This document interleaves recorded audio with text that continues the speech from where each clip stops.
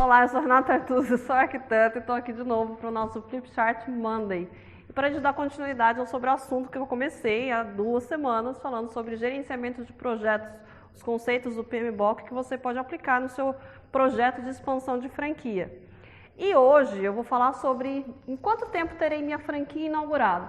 Esse conceito aqui vale tanto para uma ou para 2. Então, se você tem 20 unidades, considere 20 unidades. Se você tem 1 unidade, considere apenas o princípio só para uma. Mas ele vale para todas. Então, o escopo que a gente falou no vídeo anterior é o ponto de partida do cronograma. Então, se eu não sei o que eu vou fazer, obviamente eu não sei. Se eu não sei o que eu tenho que atender, obviamente eu não sei qual atividade eu preciso fazer para atender isso. Por isso que Albert Einstein diz, o tempo é relativo. Se você falar para mim, Renata, quanto tempo vai demorar para executar minha obra? Não sei. Como que é a sua obra? Sua obra tem 50 metros quadrados ou tem 1.500 metros quadrados? Obviamente, qual que você acha que demora mais? Fatores que influenciam no prazo de execução. Aprovação de projetos, né? Primeiro, principalmente quando a gente fala de franquia, a gente tem algumas pessoas internamente que a gente precisa aprovar, né? A gente faz o projeto de arquitetura, geralmente a gente faz um layout, e o franqueador tem que aprovar. Se a gente manda e vocês demoram para aprovar, isso impacta no prazo. Então tem que ter comprometimento de vocês também para acelerar isso. Shoppings. Cada shopping tem um período de aprovação. Tem shoppings que pedem 2 dias, tem shoppings que pedem 15 dias. Como que você sabe? Através do manual técnico que cada shopping fornece no momento da locação. E os órgãos públicos. Também vai depender do tipo do seu negócio. Quais os órgãos públicos que vão estar diretamente relacionados com o seu negócio? Você vai ter que aprovar o projeto na prefeitura, vai ter que aprovar projeto na vigilância sanitária. Cada um deles e de cada município tem um requisito de tempo. Por isso que lá atrás, lembra que eu falei que os stakeholders também são esses órgãos? Porque eles definem quais são os requisitos que você precisa cumprir para atender, para conseguir aprovar. E é lá atrás que você identifica esses requisitos, não é agora. Outra coisa que influencia, o fluxo de caixa para a obra. Tem dinheiro para continuar a obra flui. Não tem, a obra trava. Simples assim. A mão de obra precisa de pagamento recorrente, né? Então ela só trabalha a partir do momento que tem fluxo de caixa entrando. O tipo de construção também impacta no prazo da sua obra. Então, se você estiver me falando de uma obra de alvenaria convencional, ela vai demorar mais do que uma obra de estrutura metálica. Então, depende qual é o tipo de construção que é o seu negócio, que você previu para o seu negócio.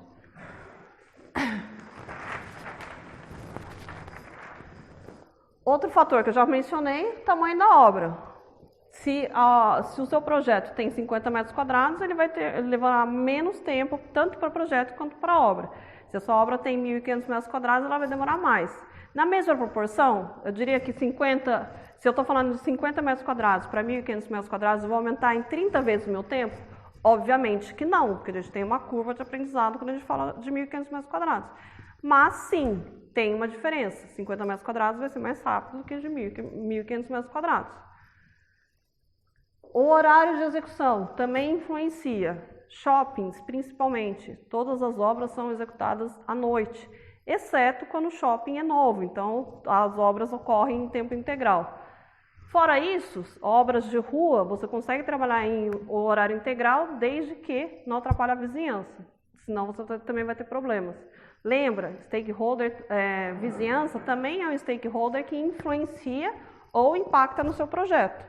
Você também deve considerar o impacto delas. E um dos principais é a falta de planejamento. Se não tiver planejamento, a obra vai demorar mais. Por quê? Vai acontecer o seguinte, você vai fazendo conforme você vai vendo a necessidade. E às vezes aquele piso, por exemplo, que você queria colocar, quando você se dá conta que precisa fazer ele, você liga para o fornecedor e o fornecedor fala, então, esse piso não está disponível no Brasil, vai demorar 60 dias para chegar. E vai ser mais 60 dias para a sua obra. Por quê? Porque não teve planejamento. Se você sabe lá atrás, através do projeto de arquitetura, tudo que você vai pôr nessa obra, você tem o escopo, Então, obviamente, você consegue se planejar antes.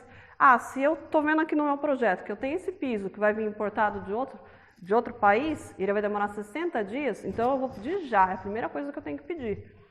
Entende por que tem que ter planejamento e o planejamento tem que ser em ondas sucessivas, como eu venho frisando aqui nos últimos vídeos? Então, como é que você pode fazer, né? Como é que a gente define um cronograma?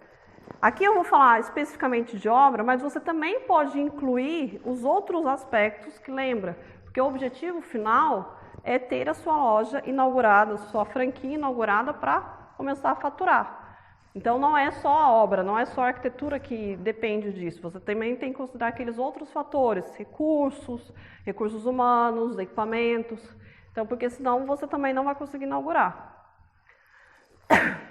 Primeiro, defina as atividades com base no escopo, né? Lá atrás eu tinha feito uma EAP, uma estrutura analítica do projeto, que orienta todos os itens que eu tenho que cumprir, que eu tenho que ter para ter a unidade inaugurada.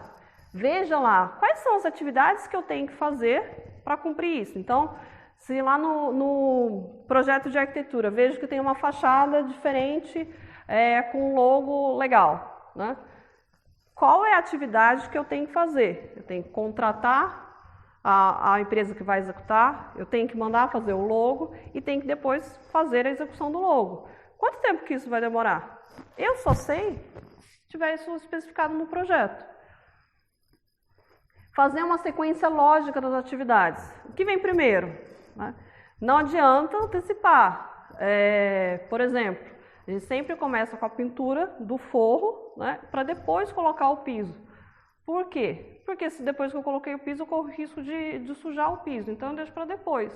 É uma sequência lógica. É necessária? Não. Isso daí quem vai definir qual é a sequência melhor é você, né? Mas quando você tem essa visão já de planejamento, você consegue estabelecer qual que é a melhor sequência. Outro fator fique atento às pausas, né? Tem situações que não adianta, você não vai conseguir andar com o projeto, porque depende de outras coisas.